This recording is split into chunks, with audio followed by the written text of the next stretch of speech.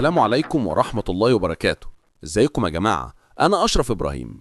النهاردة هنتكلم عن حاجة تبدو عادية جدا لما تركبوا القطر وتشوفوا العجلات دي بتلف تحتكم، بس في الحقيقة هي أكبر إبداع هندسي في تاريخ النقل. والله، عجلة القطر دي مش مجرد دايرة حديدية، دي تحفة فنية وعلمية بتخلي القطار يسير زي السكينة في الزبدة من غير ما ينحرف ولا يتعثر في المنعطفات. يعني تخيلوا انكم في عربية بدون سايق وهي بتعدي مسارها لوحدها وبتدور في الملفات من غير ما تقلقوا. ليه بقى عجلة القطر كده؟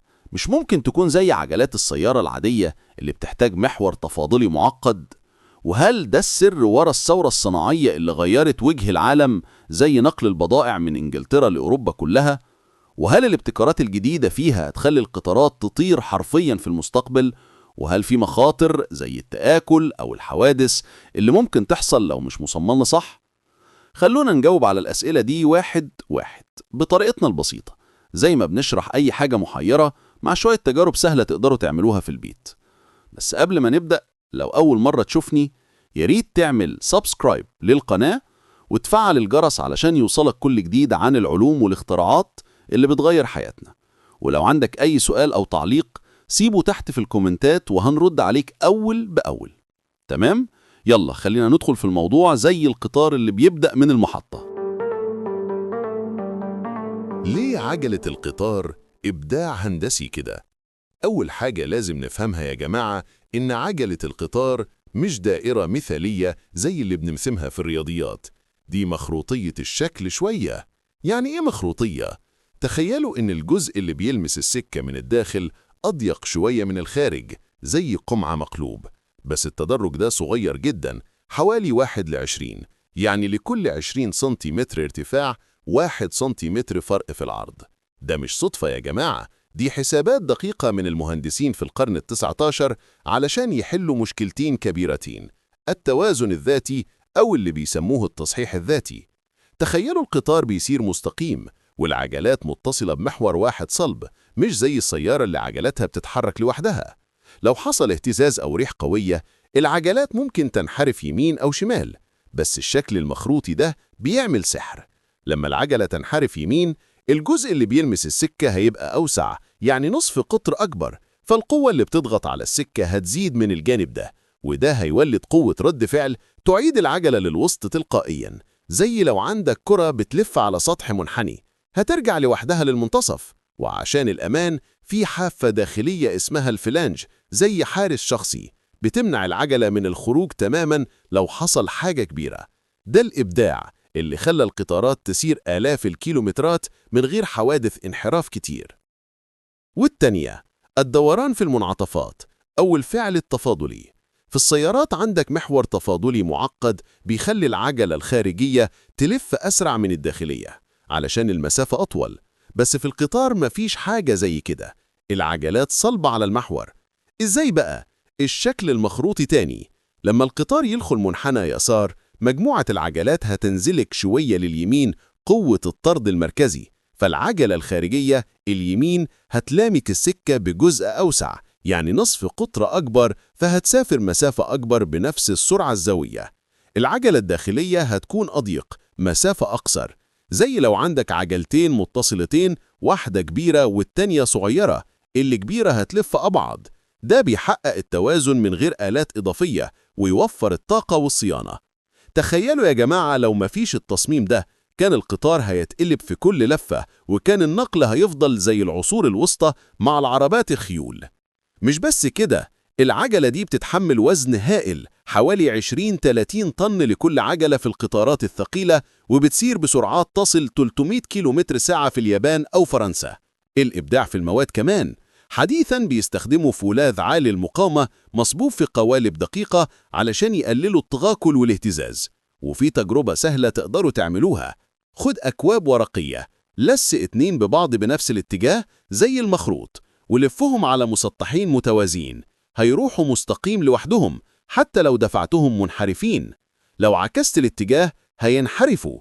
ده يوضح السر بالملموس. فالإبداع ده مش نظري، ده عملي، ينقذ أرواح ويوفر وقت. التاريخ اللي ورا عجلة القطار. خلونا نرجع شوية للورا يا جماعة علشان نفهم إزاي وصلنا للإبداع ده. القطار مش اختراع مفاجئ، ده نتيجة ثورة صناعية في إنجلترا في القرن ال18. أول سكك حديدية كانت في المناجم، زي في عام 1600 عجلات خشبية بتنزلق على قضبان خشبية مغطاة بحديد تجرها الخيول. بس اللي غير اللعبة هو جورج ستيفنسون، أبو السكك الحديدية، اللي بنى أول قطار بخاري ناجح في 1814 اسمه بلاشر، وعجلاته كانت حديدية بسيطة اسطوانية، بس سريعاً لاحظوا المشاكل في المنعطفات. في 1825 افتتح ستيفنسون أول خط سكة حديد عام بين ستوكتون ودارلينغتون، وهناك بدأوا يعدلوا التصميم. المهندسين زي روبرت ستيفنسون ابن جورج درسوا الرياضيات والفيزياء ووصلوا للشكل المخروطي في الثلاثينيات من القرن ال19.